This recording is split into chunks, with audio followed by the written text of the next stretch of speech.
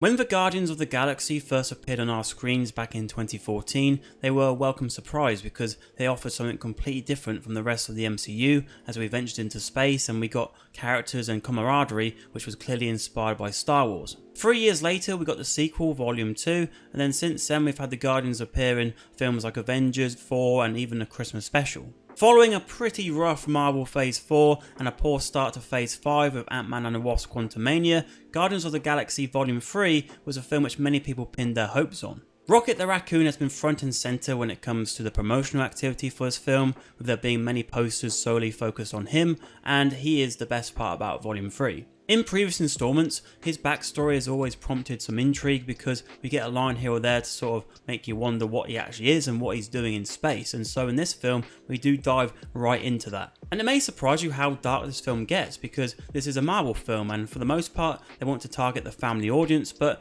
there are some scenes in this film which do include animal cruelty and there's some critters in particular which could be quite upsetting to look at. Having said that, this storyline is the emotional core of the film and it does relate to the real world because these things do happen and it sheds a light on that. Something that Marvel has had a tough time with throughout the majority of their films is the villain, and the villain here, the High Evolutionary, was actually pretty good. He's similar to many characters by having a god complex, but he's determined, he does evil things and there's not many grey areas around him, and so he's quite a straightforward villain, and I think that works for this film very well because as we'll get into a bit later, there is a lot in this film in terms of characters and different stories here and there, so I think that's what this film needed, and also he was well acted as well. In Guardians of the Galaxy Volume 2, you may remember we had a tease for Adam Warlock in the post-credit scene, and he is in this film, but he is by far the most underutilized character, and it's a shame for the fans of the character, but I think for Will Poulter, he's a really good actor, and it'd been great to see more of him in this role, but yeah, in this film he really is just a bit part player. Speaking of which, Groot is in this film of course, but like Adam Warlock he does get more of a backseat role because there is so many different characters in this film they have to jam in, and so unlike the first two films where Groot has some quite big moments, he does get a couple here but just not as many as in those first two. And when you look back on that first film we had a handful of characters, whereas now we have a collection. Mantis is there, Cosmo, Kraglin, Nebula's with our main group as well, so all these characters have had to divide the attention amongst themselves, and it means that we do get less moments with some of our favourites. The comedy you expect is here once again whether you like it or not, and sometimes it does cross into that parody territory, but with the serious scenes I mentioned earlier working alongside it, it does shove it back on course. Get your fat space ass back here. For the majority of these jokes I was cracking a smile but I wasn't really bursting out into laughter, but that really does depend on your sense of humour as this sort of stuff doesn't really tickle my fancy. However, I would say that there was a scene on Counter Earth where we have our characters drive a car, and I thought that worked a lot better because that actually was weaved into the story, whereas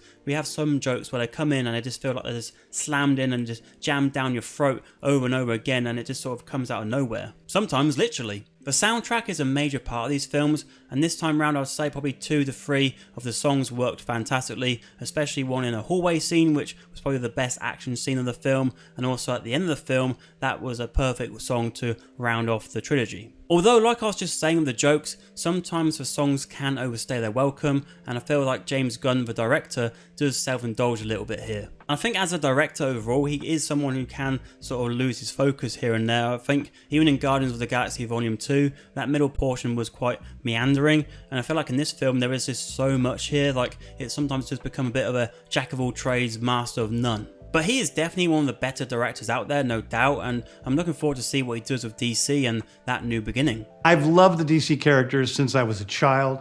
They're incredibly important to me. I knew that this was a once-in-a-lifetime opportunity to do something very different. In terms of Volume 3 though, it's a mixed bag, but there's definitely more positives than negatives. Like I said, the emotional scenes work really well and they do hit home, and the chemistry between the Guardians is a major strength once again. With a runtime of 2.5 hours, they definitely could have trimmed some of the fat here, and with some of the action scenes, I'm not sure what health bars these characters have because they're taking shots here and there and then they're finding the next scene, so that is a little bit confusing. With a big portion of this film acting as a history lesson, it doesn't make me want to watch it again, but I'll definitely watch it over Quantumania.